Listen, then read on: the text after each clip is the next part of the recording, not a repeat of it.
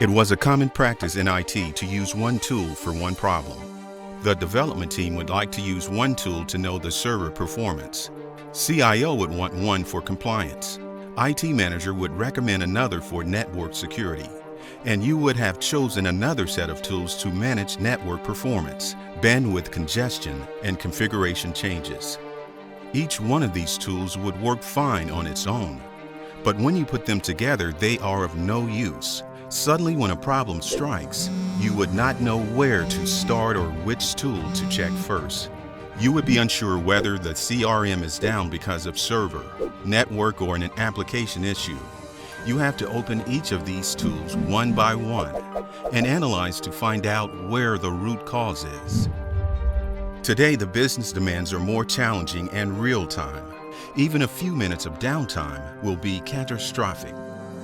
So, why complicate it so much? Now, uncomplicate your network management with Op Manager Plus. One software, one dashboard, 20+ solutions. Uncomplicate IT.